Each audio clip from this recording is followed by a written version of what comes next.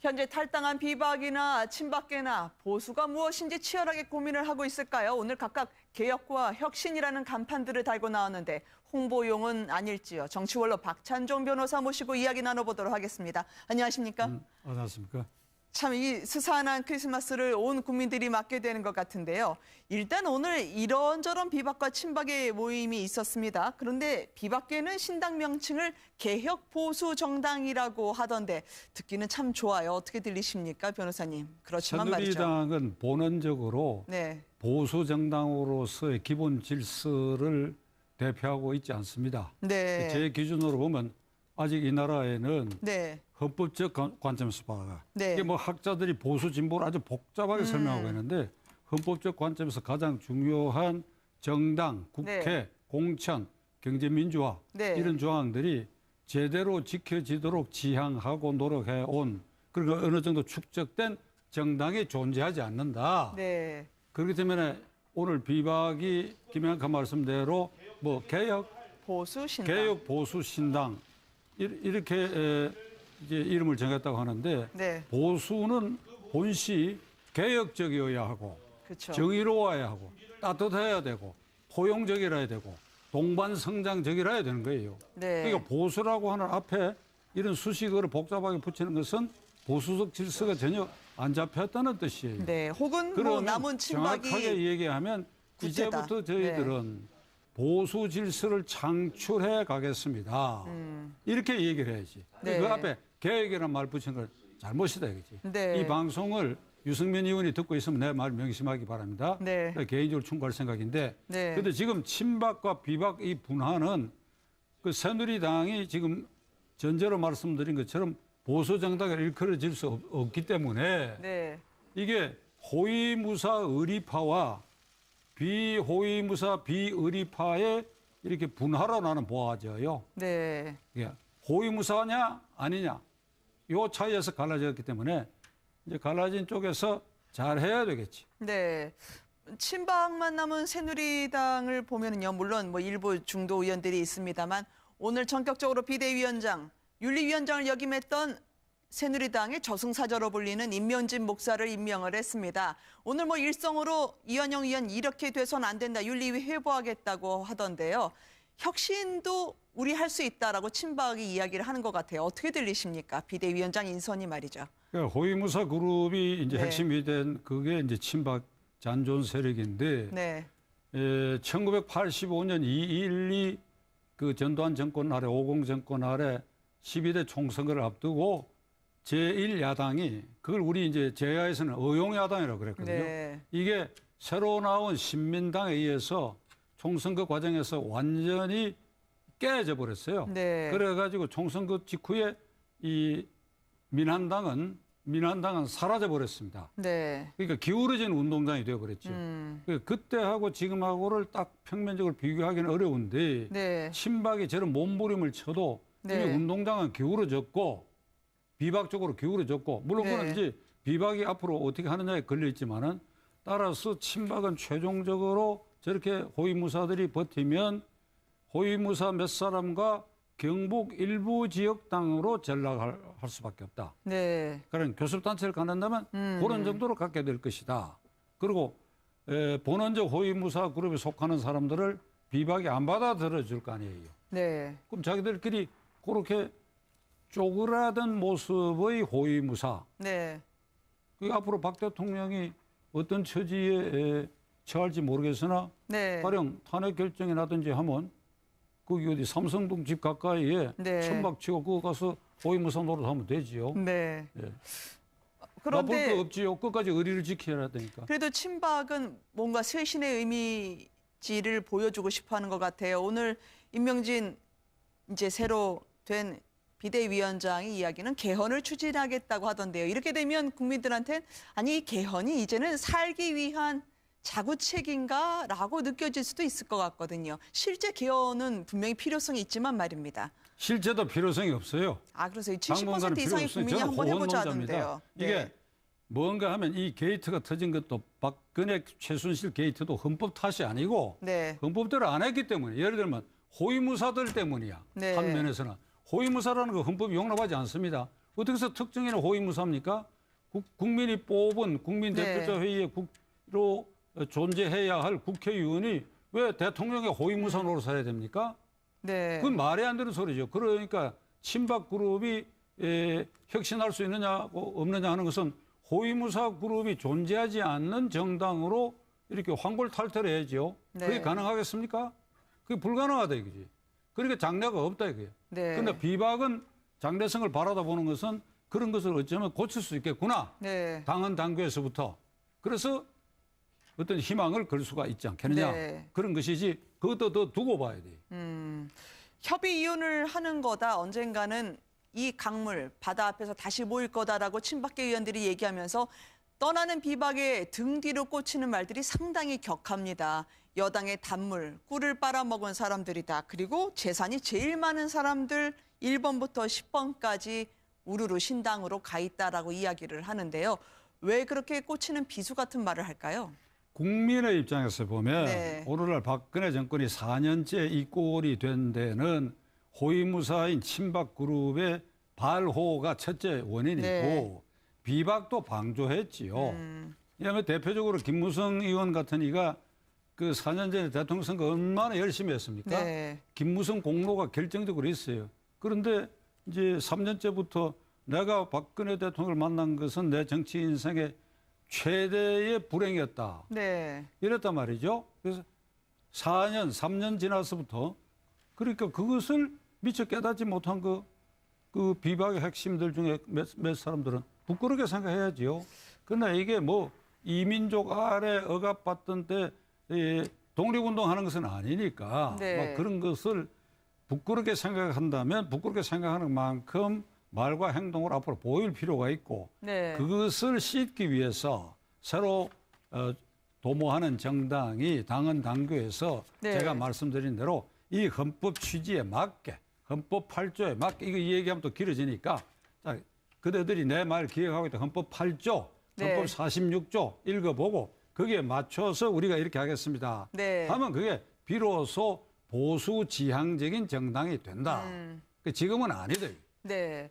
아니 아까 말씀하실 때 신당에 대해서는 유승민 의원 잘 들어라 하셨는데 혹시 듣는 김무성 전 대표는 아니 나도 한 축인데라고 생각하지 않으실까요? 실제로 두 분의 관계가 부드러운 듯 보여도 조금 까칠까칠한 것 같아서 보수 신당 앞으로 두 사람의 역학 관계 때문에 좀 골칫거리가 될 수 있겠다 그러더라고요. 별 문제 안 될 겁니다. 아, 그래요? 김무성 대표는 덩치값 하면 되지요. 네. 상당히 부끄럽게 생각한다고 했으니까 네. 부끄럽게 생각하는 것만큼 네. 그런 행동과 말을 보내야죠. 네. 맹자 얘기를 내가 한마디 해야 되겠어. 어차피 나왔으니까. 변호사님 죄송합니다. 말씀하신 순간에요. 지금 국회 오늘 정보위원회에 영구 북한의 공사였죠. 태영호 전 공사가 지금 정보위에 출석하는 모습을 보여드리고 있습니다. 사실상 이렇게 탈북한 북한 고위급 인사를 대대적으로 언론 앞에 공개하는 건 이례적인 일인데요. 많은 국민들이 생각했던 것보단 조금 이른 시점에 공개가 된 것으로 지금 판단이 되고 있습니다. 여러분들이 지금 보시고 있는 화면은 이 시각 국회 상황인데요.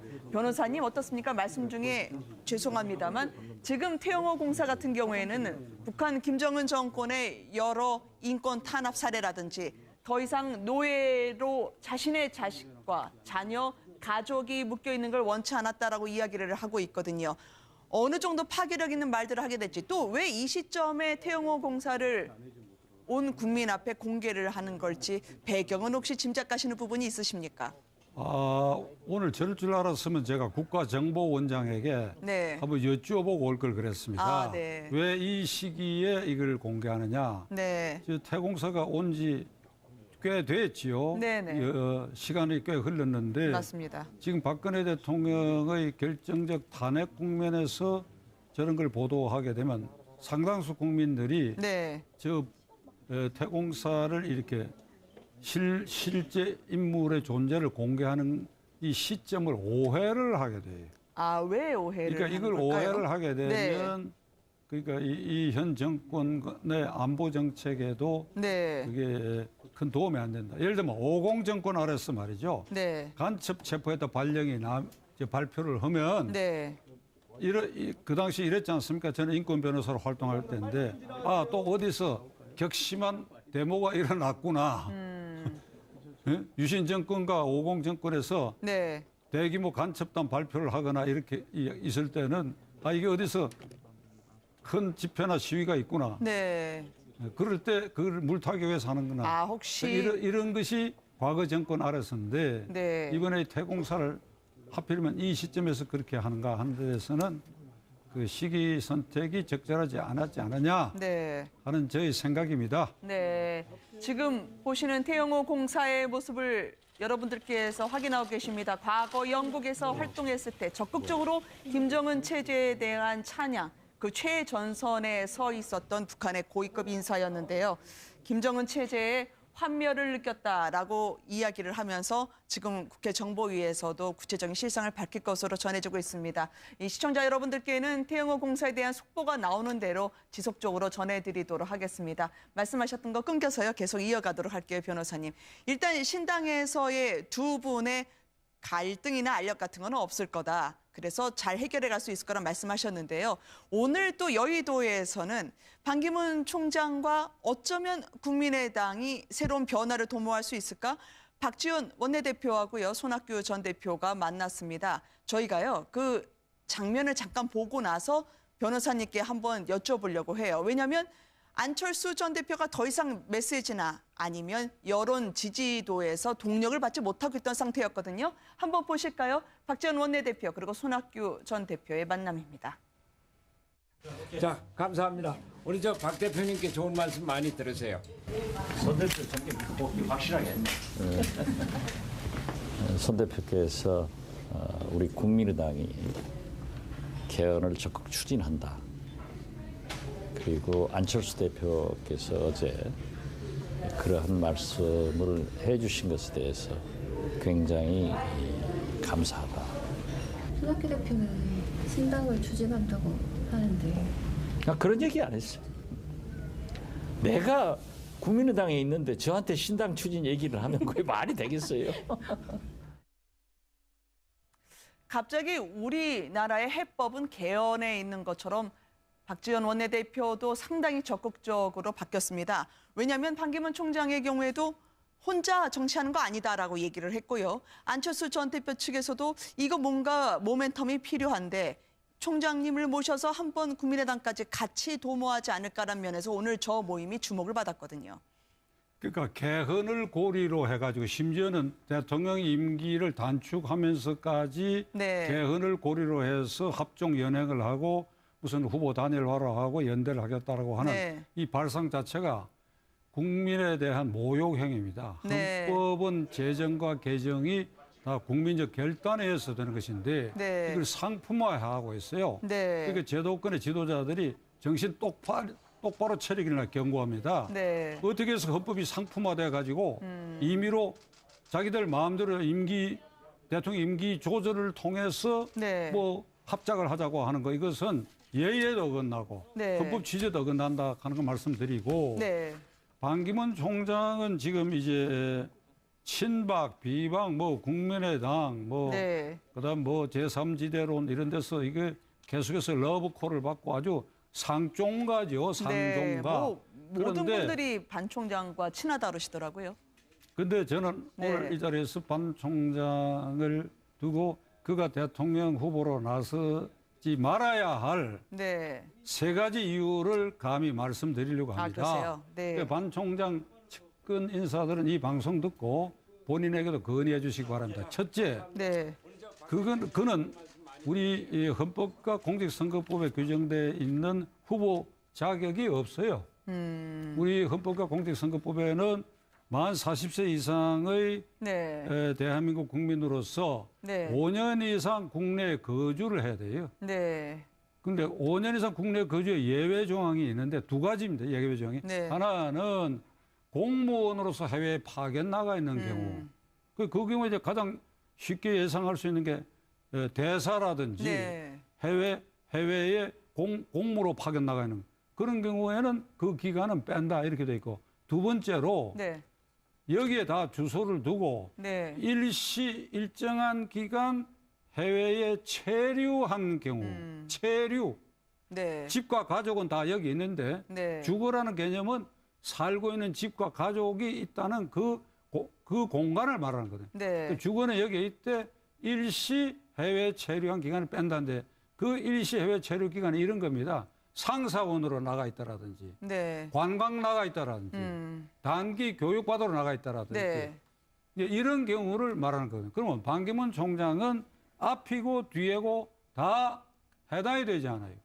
유엔 사무총장으로서 네. 공무원으로 파견 나간 게 아니라 개인 자격으로 사무총장이 돼가지고 10년 이상 뉴욕에 거주했다고 하는 것은 네. 너무나 명백하게 아는 일이다 이 말이죠.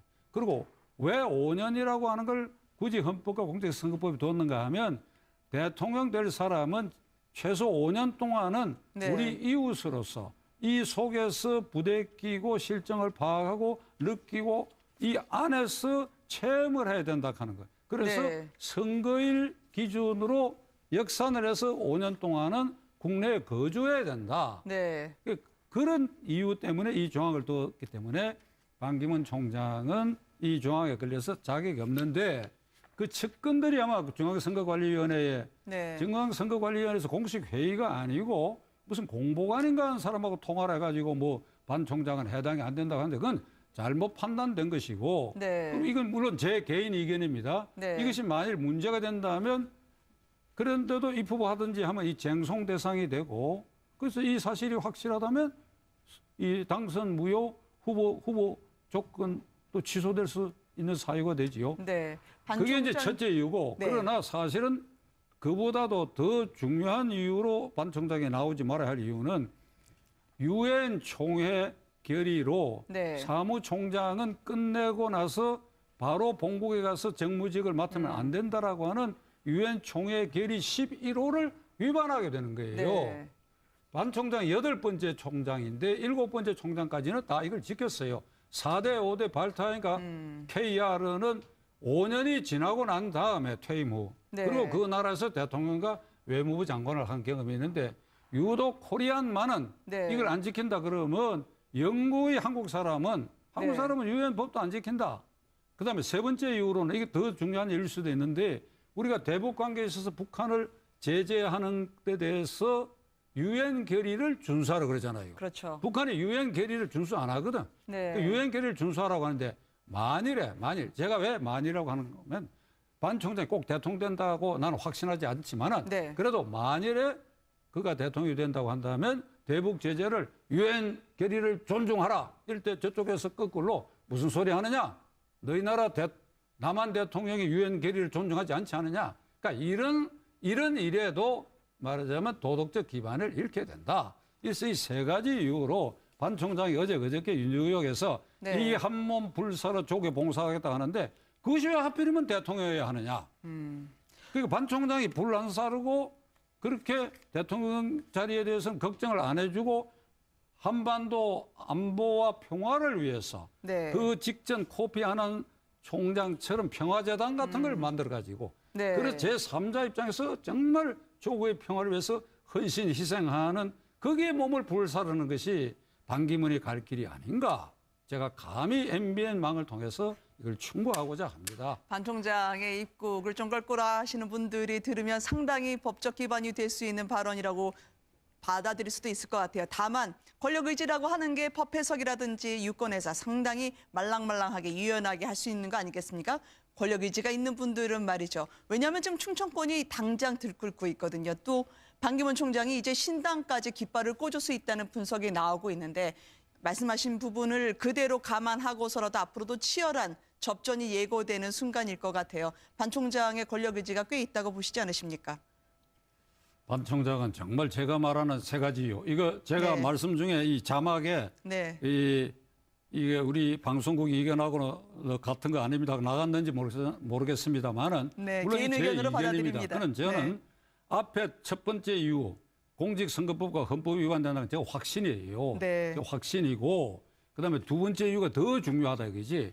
내 막내 손자가 중학교 2학년인데 책방에 가서 반기문에 관한 책을 사다가 보더라고. 네. 자기도 유엔 사무총장 되고 싶다고. 아이고, 이런 똑똑하네요. 아이들 꿈을 영구히 이렇게 막아버린다 이게. 네. 우리가 할아버지 세대에 그런 과오를 범해서 되겠습니까? 알겠습니다. 그리고 반 총장이 걱정 안 해도 현재 잠룡 가운데도 이 박근혜 충분히 자격 최순실 있는 게이트를 경과하면서 대통령을 어떻게 해야 된다 하는 걸 이 국내에서 뼈저리게 느끼고들 있으리라고 생각합니다. 네. 그러니까 국민들이 굳이 반 총장이 안 나오셔도 이 가운데 한번 불사르고 잘할 대통령감을 찾아내야지요. 네. 반 총장 걱정을 덜어주십시다 우리가. 알겠습니다. 오늘 명쾌한 해석 잘 들었습니다. 변호사님 고맙습니다. 나와주셨어요. 아니 이 개헌이 이제는 살기 위한 자구책인가라고 느껴질 수도 있을 것 같거든요. 실제 개헌은 분명히 필요성이 있지만 말입니다. 실제도 필요성이 없어요. 아 그래서 이 당분간은 70% 이상의 필요 없어요. 국민이 저는 한번 해보자 호언론자입니다. 하던데요. 이게 네. 뭔가 하면 이 게이트가 터진 것도 박근혜 최순실 게이트도 헌법 탓이 아니고 네. 헌법대로 안 했기 때문에 예를 들면 호위무사들 때문이야. 네. 한 면에서는 호위무사라는 거 헌법이 용납하지 않습니다. 어떻게 해서 특정인을 호위무사입니까? 국민이 뽑은 국민 네. 대표자 회의에 로 존재해야 할 국회의원이 왜 대통령의 호위무사 노릇을 해야 됩니까? 네. 그건 말이 안 되는 소리죠. 그러니까 친박 그룹이 혁신할 수 있느냐고 없느냐 하는 것은 호위무사 그룹이 존재하지 않는 정당으로 이렇게 황골탈퇴를 해야죠. 네. 그게 가능하겠습니까? 그게 불가능하다 이거지. 그러니까 장래가 없다 이거예요. 네. 그런데 비박은 장래성을 바라다 보는 것은 그런 것을 어쩌면 고칠 수 있겠구나. 네. 당헌 당규에서부터. 그래서 어떤 희망을 걸 수가 있지 않겠느냐. 네. 그런 것이지 그것도 더 두고 봐야 돼. 현재 탈당한 비박이나 친박계나 보수가 무엇인지 치열하게 고민을 하고 있을까요? 오늘 각각 개혁과 혁신이라는 간판들을 달고 나왔는데 홍보용은 아닐지요. 정치원로 박찬종 변호사 모시고 이야기 나눠보도록 하겠습니다. 안녕하십니까? 어떻습니까? 참 이 스산한 크리스마스를 온 국민들이 맞게 되는 것 같은데요.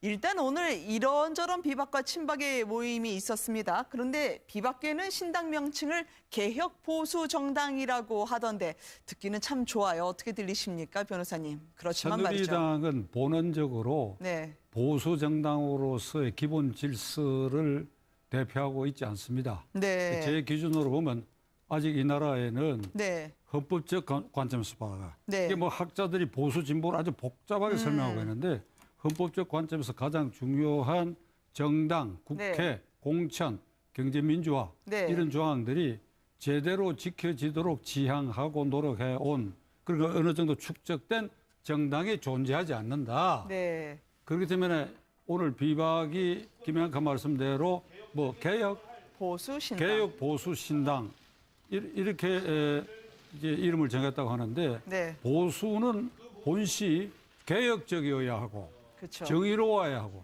따뜻해야 되고 포용적이라야 되고 동반성장적이라야 되는 거예요. 네. 그러니까 보수라고 하는 앞에 이런 수식어를 복잡하게 붙이는 것은 보수적 질서가 전혀 안 잡혔다는 뜻이에요. 네, 혹은 뭐 그러면 남은 친박이 정확하게 얘기하면 구태다. 이제부터 저희들은 보수 질서를 창출해 가겠습니다.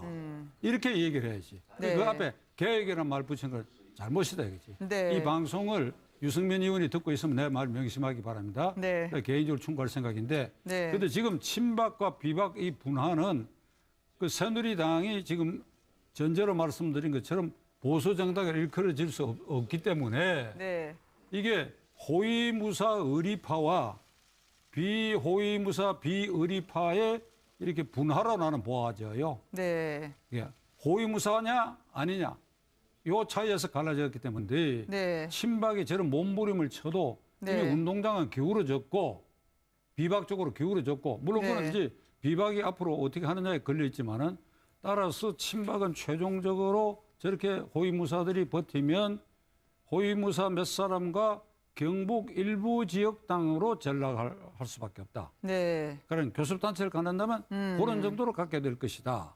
그리고 본원적 호위무사 그룹에 속하는 사람들을 비박이 안 받아들여줄 거 아니에요. 네. 그럼 자기들끼리 그렇게 쪼그라든 모습의 호위무사. 네. 그 앞으로 박 대통령이 어떤 처지에 처할지 모르겠으나 네. 가령 탄핵 결정이 나든지 하면 거기 어디 삼성동 집 가까이에 네. 천막 치고 그거 가서 호위무사 노릇하면 되지요. 네. 예. 나쁠 그런데 거 없지요. 끝까지 의리를 지켜야 되니까. 그래도 친박은 뭔가 쇄신의 이미지를 보여주고 싶어하는 것 같아요. 오늘 임명진 이제 새로 된 비대위원장의 이야기는 개헌을 추진하겠다고 하던데요. 이렇게 되면 국민들한테 네. 이제 갈라진 쪽에서 잘 해야 되겠지. 네. 친박만 남은 새누리당을 보면은요, 물론 뭐 일부 중도 의원들이 있습니다만 오늘 전격적으로 비대위원장, 윤리위원장을 역임했던 새누리당의 저승사자로 불리는 임명진 목사를 임명을 했습니다. 오늘 뭐 일성으로 이완영 의원 이렇게 돼서는 안 된다, 윤리위 회부하겠다고 하던데요. 혁신도 우리 할 수 있다라고 친박이 이야기를 하는 것 같아요. 어떻게 들리십니까? 비대위원장 인선이 말이죠. 그러니까 호위무사 그룹이 이제 네. 핵심이 된 그게 이제 친박 잔존 세력인데 네, 1985년 2.12 그 전두환 정권 아래 50 정권 아래 12대 총선거를 앞두고 제1야당이 그걸 우리 이제 제야에서는 의용야당이라고 그랬거든요. 네, 이게 새로 나온 신민당에 의해서 총선거 과정에서 완전히 깨져 버렸어요. 네. 그래가지고 총선거 직후에 이 민한당은 사라져 버렸습니다. 네. 그러니까 기울어진 운동장이 되어버렸죠. 그때하고 지금하고를 딱 평면적으로 비교하기는 어려운